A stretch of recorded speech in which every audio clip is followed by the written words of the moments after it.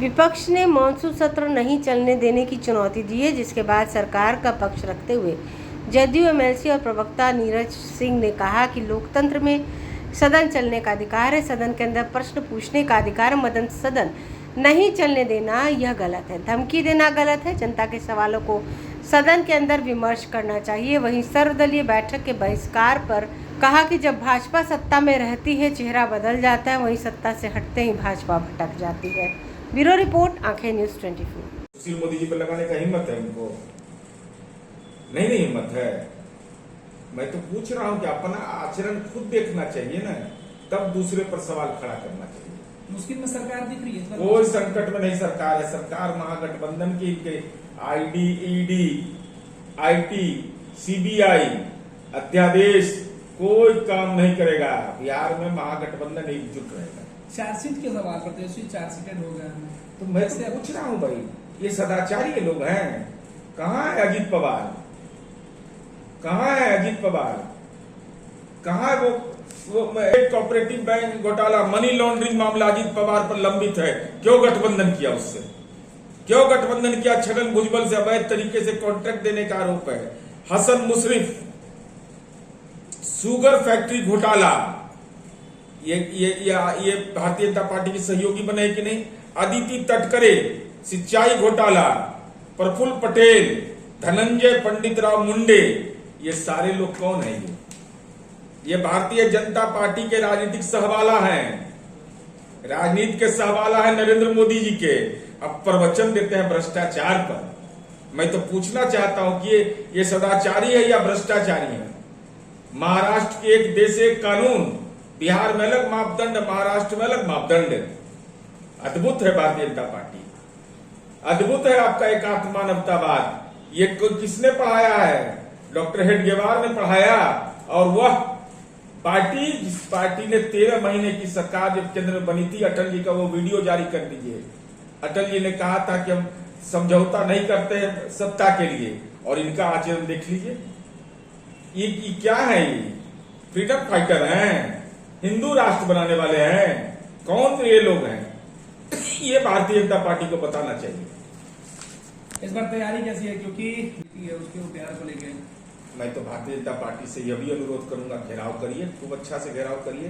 लेकिन 2018, 19, 20, 21 में जो शिक्षकों का पद स्वीकृत है, जिसका वेतन अब तक नहीं दिए, वो तो कम से कम दे दीजिए। बाकी तो आप प्रवचन करते ही रहिएगा और कान पकड़ के माफी भी मांग लीजिएगा। क्योंकि सुशील मोदी जी का वह बयान रखे हुए हैं, जिसमें उन्होंने कहा था कि भगवान भी आ जाएंगे तो वेतनमान नहीं दे पाएंगे। तो जरा इसके लिए माफी भी मांग लीजिए। जरा अपना घोषणा पत्र भी निकाल के देख लीजिए। संकल्प, तब चेहरा इन लोग का दोहरा चेहरा किसे स्पष्ट हो जाएगा।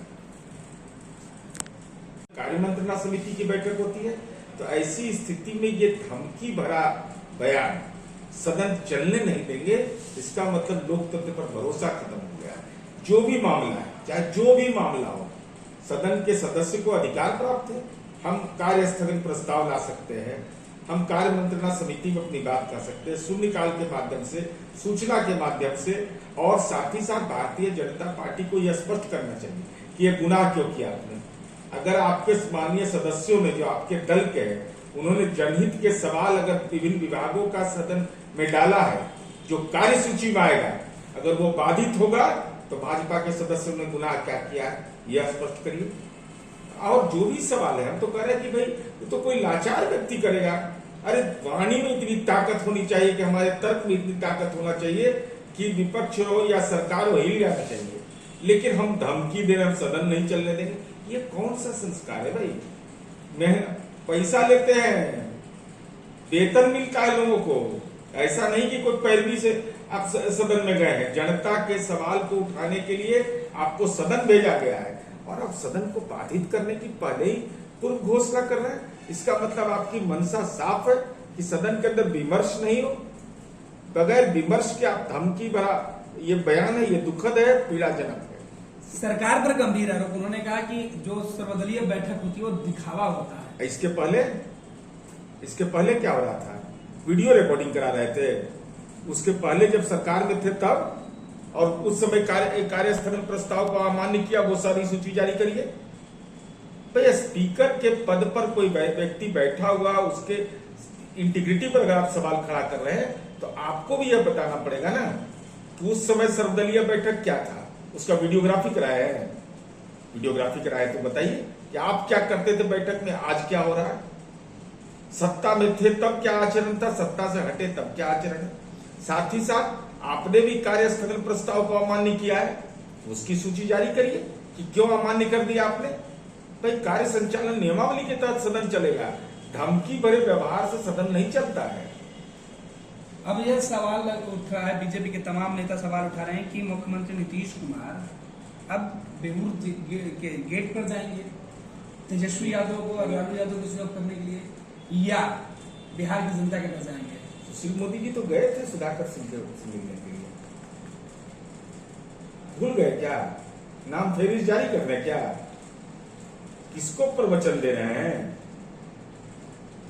भारतीय जनता पार्टी मुद्दों पर बहस करना ही नहीं चाहती है, क्योंकि उनके पास अपने, इनको तो बताना चाहिए था अभी सदन में, इससे बेहतर मौका कौन मिलता कि 9 वर्ष हमको शासनकाल करने का मौका मिला है, 17 वर्ष आपको मिला है। 9 वर्ष में हमने यह काम अपने गांव में किया है और 17 वर्ष में आपने मेरे गांव में यह काम किया है। अपने गांव को ही इकाई मान ले तो बेहतर होता।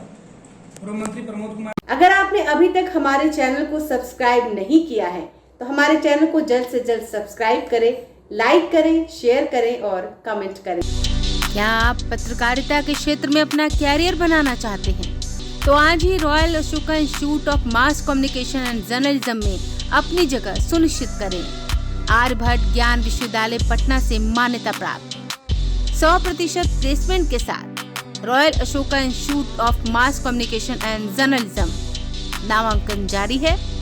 हमारा पता है DS/16 गायत्री मंदिर के समीप, कंकड़ बाग, पटना 8,20,000। आप हमें संपर्क भी कर सकते हैं। हमारा मोबाइल नंबर है 9955456126।